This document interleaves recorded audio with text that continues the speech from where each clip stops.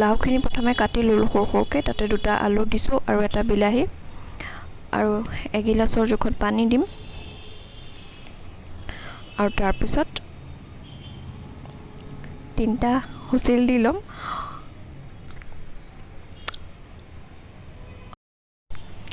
এতিয়া গোটা সৰিয়হ দি দিছোঁ ইয়াতে মই মিঠাতেল ইউজ কৰিছোঁ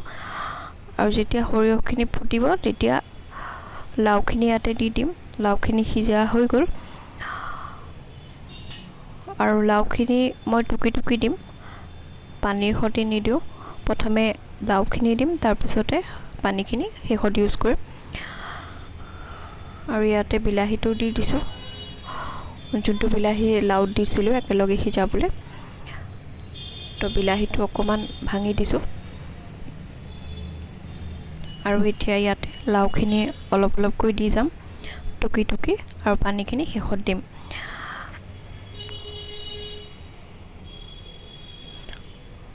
আৰু আলুকেইটাও একেলগে দি দিছোঁ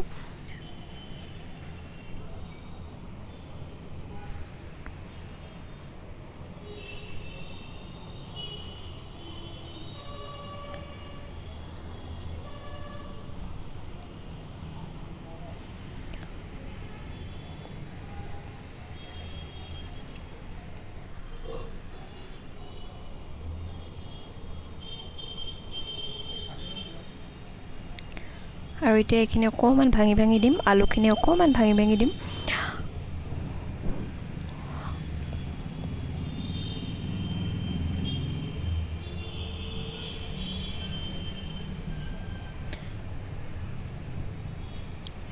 আৰু এইদৰে গোটেইখিনি টুকি ইয়াতে দি দিম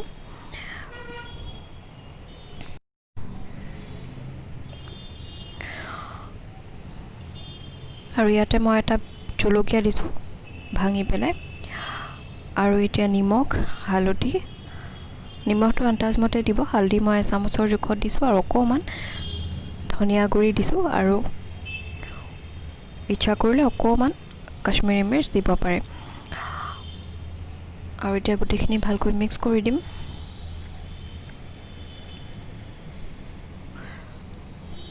আৰু গেছটো মিডিয়ামত ৰাখি অকণমান এইখিনি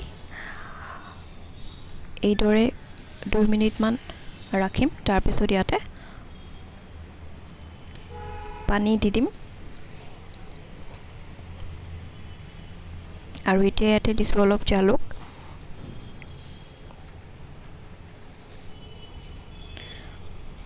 ভালকৈ মিক্স কৰি দিম জালুকখিনিও এতিয়া এইখিনি হৈ গৈছে 2 মিনিটমান হ'ল আৰু এতিয়া ইয়াতে মই পানীখিনি দি দিম এইখিনি পানী যিখিনি লাউ সিজাওঁতে পানী ওলাইছিলে সেইখিনি পানীয়ে মই ইউজ কৰিছোঁ বেলেগ পানী দিয়া নাই আৰু এতিয়া ইয়াতে মই ফ্ৰাই কৰি থোৱা মাছখিনি দি দিম